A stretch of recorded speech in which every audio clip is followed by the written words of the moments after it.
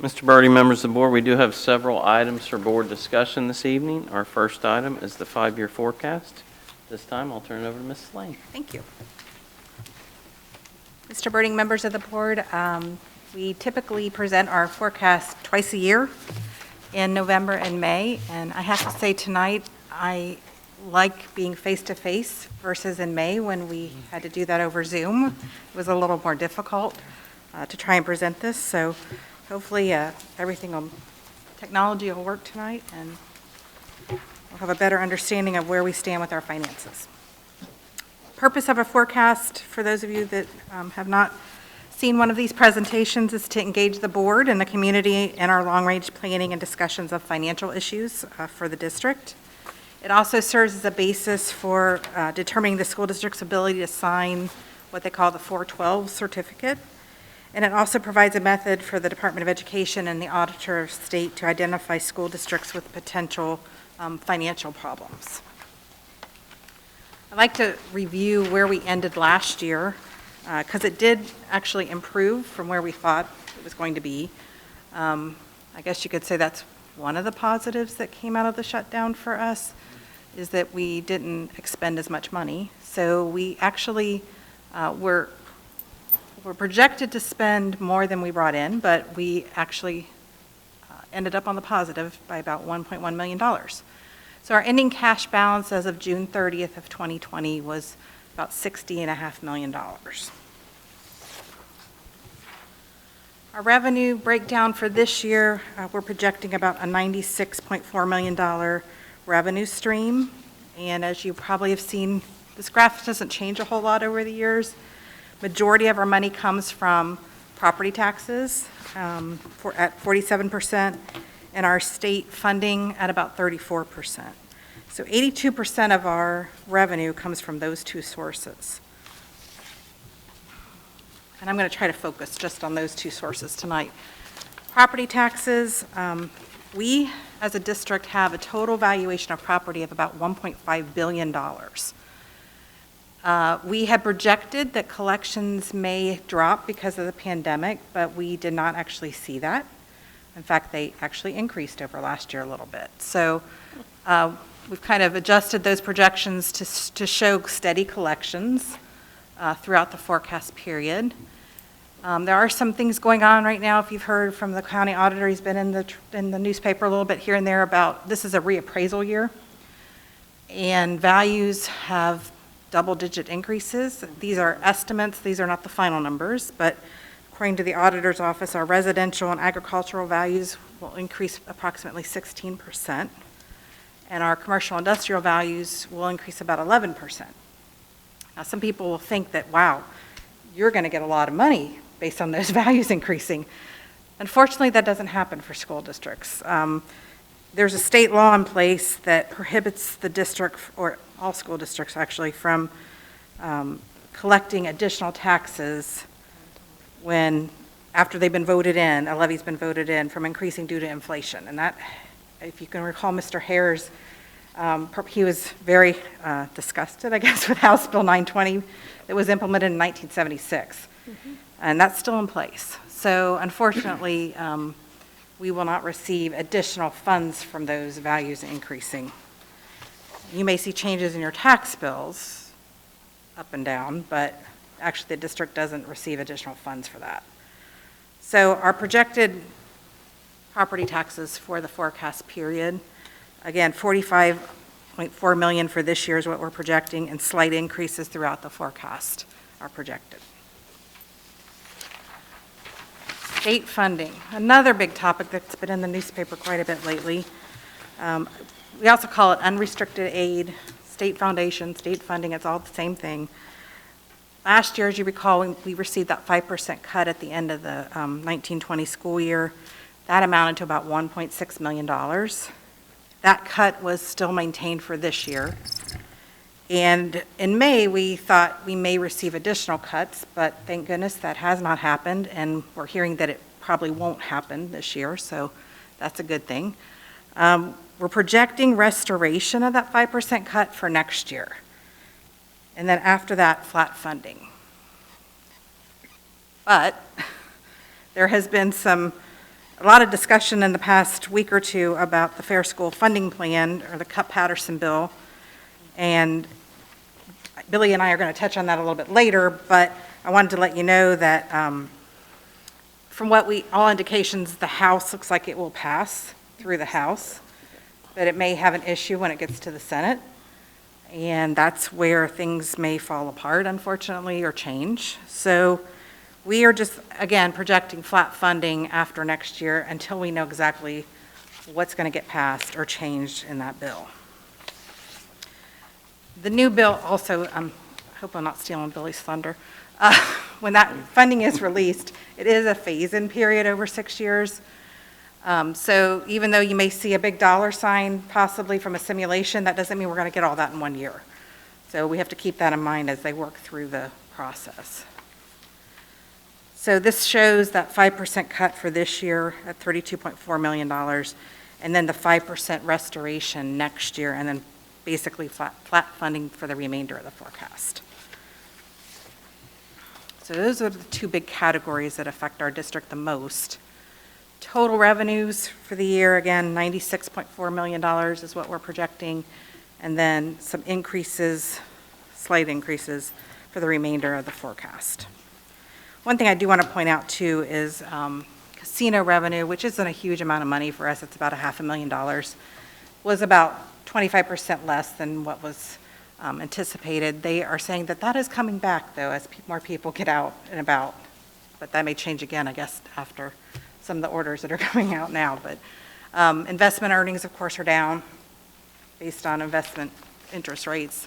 Hopefully that'll bounce back maybe in the next year or two. So that's our revenues.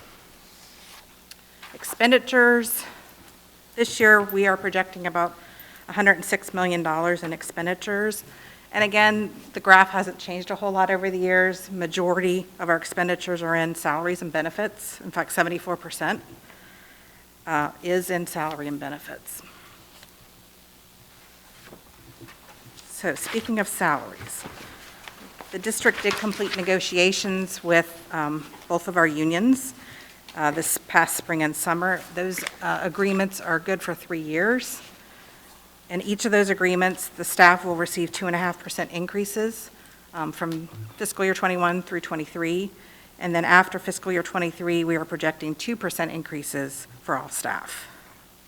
I've listed the additional staff positions for this year on the PowerPoint. And then for next year, the 3 elementary counselors back to general fund, that has to do with the student wellness and success funds that we're receiving. There's leftover money, last year we received funding, this year we received funding, and then you're allowed to carry it over if you have anything left. So what we're doing is funding 50% of our elementary counselors. Well, that all has to go back to general fund because there's not enough funds left over to carry over to pay for them for another year. So that funding has to hit back into general fund, so that's an expense, an increase to our salaries. We are going to hire 2 additional technology specialists next year to help with that one-to-one program that we're implementing.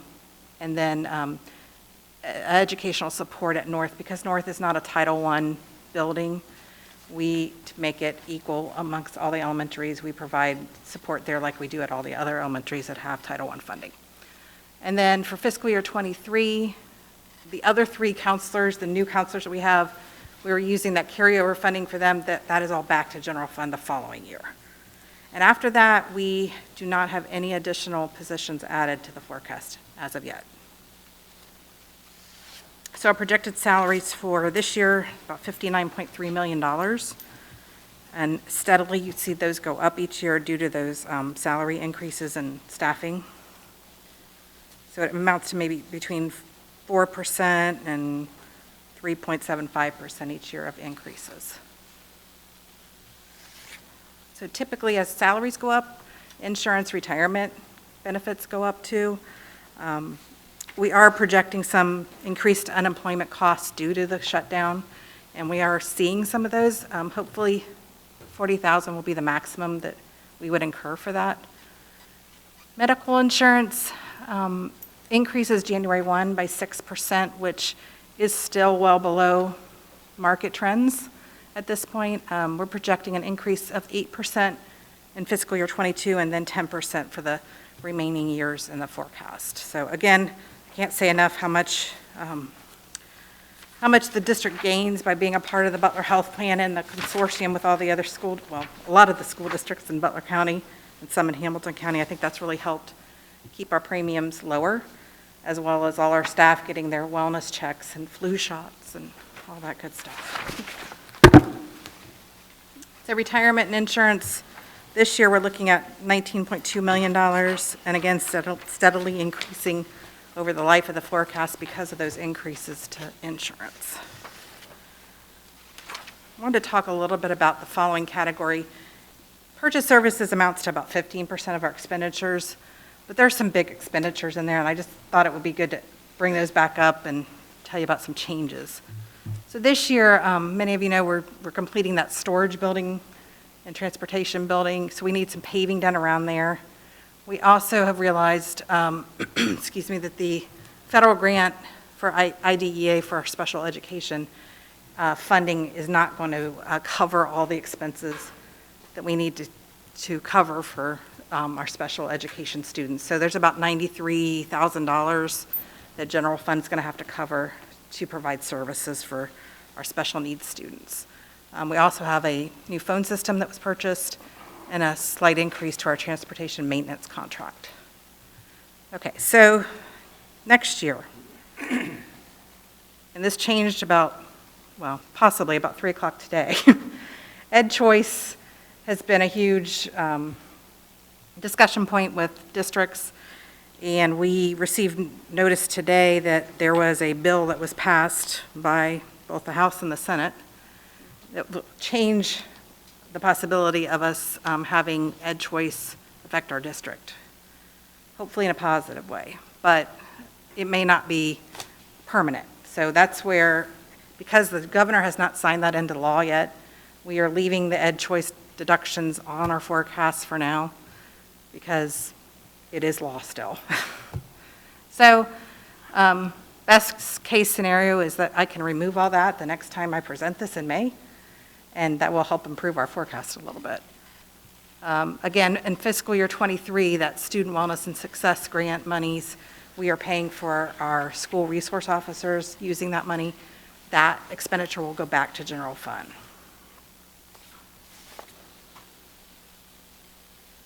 The other category I wanted to talk about tonight was capital outlay, because that, again, has some large ticket items that we spend money on, and this is not an all-inclusive list, and that there is many projects that are taking place.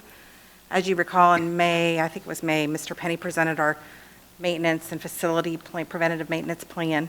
So I've just, again, chosen some of the bigger ticketed items that we're using our resources for. Technology, of course, is a big item.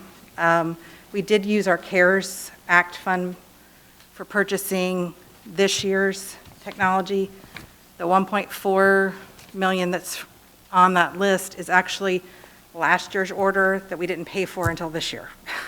So it's whenever we're paying for the items is how we have to put it into the forecast. So we are expending money every year for technology, even though we used grant funds, like I said, for one purchase that is not part of the forecast. So as you can see on the list, I'm not going to read everything on there. We do have some large items that are going to be planned for the next couple of years. And then in '24 and '25, again, some other large items. That brings us to the total expenditures for this year, be right around $106 million. And then it gradually increases from anywhere from 3.3% to 3.7% over the course of the forecast. So in summary, the dark colored columns are revenues and the grayish columns are expenditures. The yellow line is our cash balance, and as you can see, our expenditures are outpacing our revenues, which then again affects our cash balance. And by the, unfortunately, end of the forecast period, we are upside down a little bit. So here are the actual numbers, if you can see those. Typically, what many people say is concentrate on this year and the next 2 years, because after that, there's so many variables and things will change. Our picture's actually better than what it was in May. But again, there's still, with the school funding piece, with the ed choice piece, with a lot of different things happening right now in the world. This will change definitely, but, we've done really well with the levy that was passed in 2011 was only supposed to last 3 years at the most. We have stretched those dollars through at least 2023. And I think we've done really well with adding all the programming for our students and showing all the support we have. But it's just inevitable that there's going to come a time where we're going to have to ask for more money. That even though ed choice is going to hopefully go away and school funding is going to improve, it's probably not going to be enough for us in 2024 to not have to ask for more money. The other piece to that is, of course, is to cut expenditures, and because 74% of our expenditures is all in staffing, you're talking about people probably, or programs. So we have some tough decisions in the next couple of years to make, but hopefully things, like I said, if things improve and maybe buy us another year or two down the road, depending on what happens. So that concludes my presentation. I'll be glad to answer any questions the board has. Questions for Mrs. Lane? Well, hopefully we'll get some good news on coming from Columbus as far as what that means for our school district with what they call it. They cleaned it up a little bit. They called it a Buckeye Scholarship or something, I think. They Right. Vouchers. You're just talking about vouchers. Vouchers, right. But hopefully that will change. I agree with you. I think that we probably will have to face a levy in the near future. However, considering that a 3-year levy has projected to last us 12 years, I think that proves that this district has done an amazing job of getting a lot for less. And hopefully the residents will see that. Again, in 2011, it seems like just yesterday, but that was a long time ago. It was a long time ago. Especially when it comes to tax levies. Unfortunately, that's the way that the schools are funded here in Ohio, and there's not much we can do to get around it. So thank you for presenting the school district's 5-year forecast. Oh, you're welcome. I know it takes a lot of work, and again, just this week, so many things were changing for you to try to get that information to us, and I appreciate that. Thank you. Anybody else have any questions or comments? My questions were about ed choice. I'm trying to figure out how that's going to wind up impacting us with the Cup-Patterson. So the Cup-Patterson, we think it'll pass the House, but it may not pass the Senate. With Cup-Patterson, with that redoing of the formula, the monies that we would receive, would those basically make ed choice not even a big issue, even if we wound up being on this naughty list, is the way they have it constructed, 20%, it's the bottom 20% of schools. So you're going to always have schools on the list. Everybody could have A's and B's, but the way that it's, with the language that's passed the Senate, you're going to always have a 20%. And apparently, this is what I don't understand. For the schools that are Title I, and we have Title I schools, as you were mentioning, Title I schools will automatically be designated as schools that will be eligible for the ed choice scholarships. So is that going to be a direct pay from the state?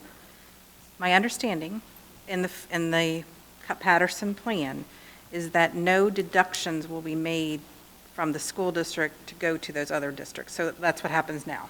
Right. What they're saying is they will directly fund those to those districts, which is great, but then again, there's only one pot of money. So somehow I just, in my mind, think that we're still not going to receive everything we probably should, because they're funneling that money first to those programs, the scholarships programs and the voucher programs. Yeah, that is my understanding, is that they won't be giving you money and then taking it away for those programs, which is a good thing. Which is good, but They're going to, It's only they're going to one pay for the money. kids that you educate in your district, is the plan, which is the way it should have been probably all along. okay, all right. All right, thank you very Thank much, you. Mrs. Lane. All right, Mr. Smith, the next item on the agenda? Yeah, our next two items are board policies and a job description. Both of those items will be covered by Mr. Martin, so at this time, I'll turn it over to him. Thank you, Mr. Smith. The two policies that I have for you to discuss this evening, policy GBX and JFCK, they're the use of electronic communications equipment by students. It's the exact same policy that just appears two different places in our board policies to make it easier for people to find. The main change to these policies is switching from very specific terms of electronic equipment, phones, MP3 players, which are kind of outdated. Instead of adding and taking away specific communication devices, OSBA has suggested just making it more generalized and talk about electronic communication devices in general.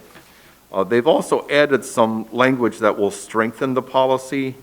They added language regarding the fact that the use of such devices have to be in compliance with building regulations. And also, they added consequences that failure to operate these in compliance with building regulations may result in the confiscation of devices and possible discipline. So they've added that to strengthen the policy. Other than that, I changed a few items for formatting purposes, and we've added 6 cross-references that have been suggested by OSBA. So that's the change in those electronic communication equipment policies. Any questions about these changes? Any questions or comments? I'm just sort of sad to see the MP3 being, Yes, that's change comes, I mean, think about it, the Difficult. next time we change this policy, there might be other absolutely. electronic devices that we'll have to consider, right? Right. But I like the fact that they're just blanketing electronic devices, so. Exactly. Thank you. The next item I have is just one job description. It's the vocal director for the high school musical. In the past, there have been pieces in this job description that were really for the director of the choraleers, but this position was held simultaneously with choraleers, and so the job description overlapped. But we wanted a true job description for the vocal director for the high school musical, and so we removed the 5 components that dealt with choraleers. That's the only change to this job description.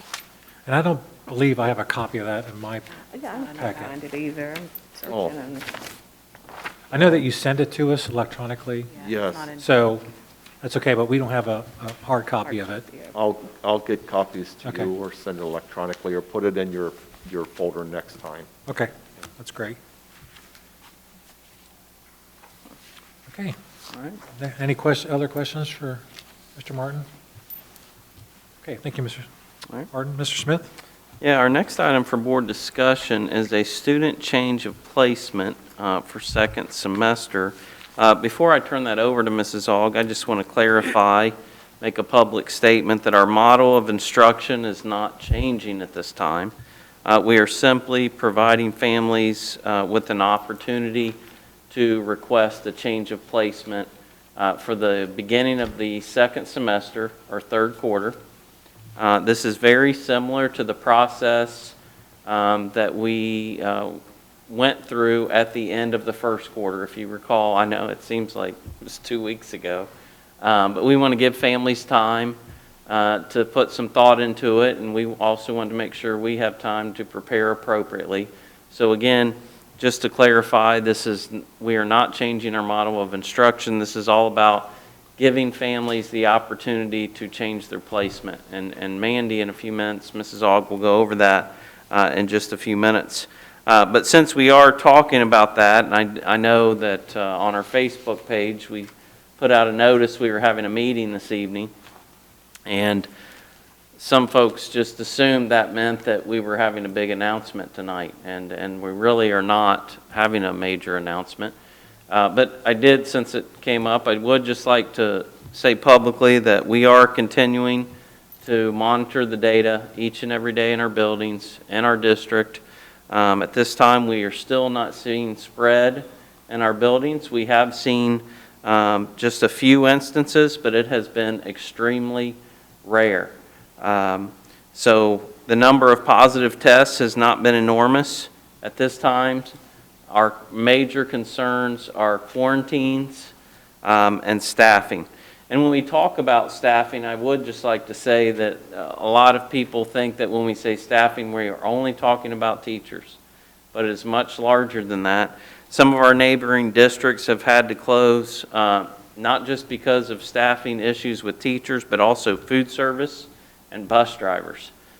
So it's staffing in general. There is a shortage of substitutes right now, and it is taking a toll.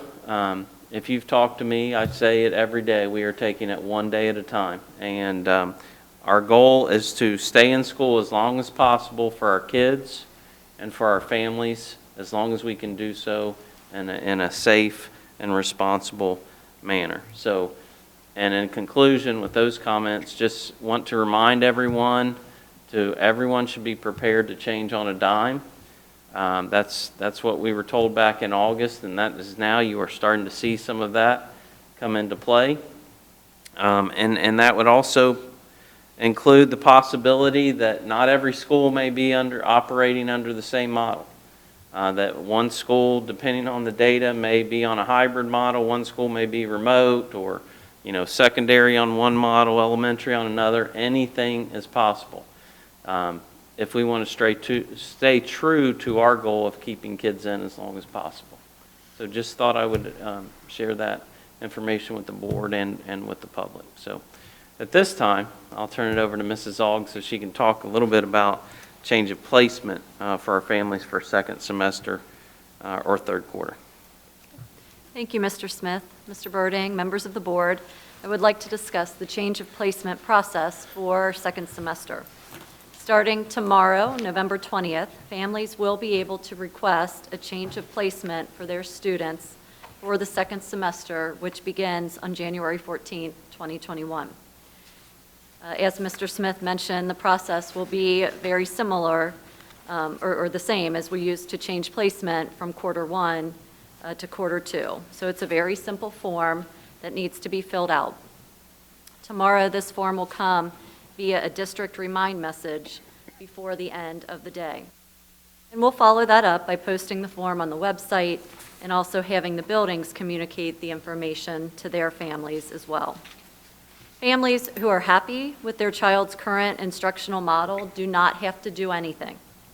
However, families that want to move into our virtual learning program or families who want to move out of it can fill out the form to request a change of placement for the second semester.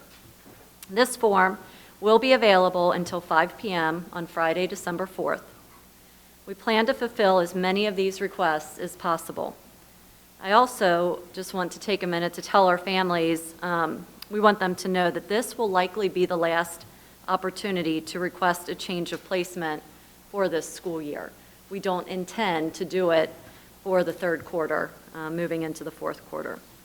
So families who are thinking about a change of placement should request that change now with this opportunity. So, and that concludes my item. Do you have any questions for me? Yes, what was that deadline for that decision one more time? Sure, Friday, December 4th at 5 p.m. Any other questions, Mrs. Aug? All right, thank you very much. Thank you. Mr. Smith? Thank you. Our last item for board discussion is in regard to a resolution to endorse the Fair School Funding Plan, which briefly came up during Mrs. Lane's presentation. You didn't steal any of my thunder. Okay. This resolution is on the agenda for your approval this evening. As you know, the manner in which schools in Ohio have been funded was declared unconstitutional back in 1997, which was 23 years ago. Unfortunately, nothing has changed, even though it was ruled unconstitutional and declared ineffective. This evening, we are asking the board to endorse the Fair School Funding Plan to ensure that K-12 schools in Ohio are funded using a rational school funding system that meets the needs of all Ohio students in the 21st century. This plan has been endorsed by the Ohio School Boards Association. They're asking for the board's support, and Mrs. Lane and I support it as well. Mrs. Lane briefly mentioned, she and I have had lots of conversations about this, and this has been moving very fast, very quickly. We've both attended numerous seminars on this funding plan. We don't know everything there is to know. There's still, a lot to learn. It's a large plan. However, we both agree that we believe it is better than what we have now and what we have had, and again, knowing that the organizations that are supportive of public schools have come out and asked for our support, we are supporting it as well. Ms. Lane, is there anything else that you would like to add? I just want to mention, it's interesting that it's taken 3 years for this finally to come up, and now it's on a fast track. Yeah. So it's interesting how the process has come out, but thankfully there are professionals, superintendents and treasurers that are actually in the trenches that understand school funding that have helped draft this, so that hopefully it addresses the majority of districts to help with that funding issue. Okay. Any questions or comments for Mr. Smith or Mrs. Lane on the? I do have a question in regards to the phantom revenue. Do we think that that's ever going to get rolled into anything? I mean, is there anyone talking about it? I don't think anybody's talking about it. They're talking about these other two things right now. Ed choice and school funding are at the top of the list, but I haven't seen anything on it for years, actually. Unfortunately. Okay, any other questions or comments? Okay, thank you, Mr. Smith. Yep.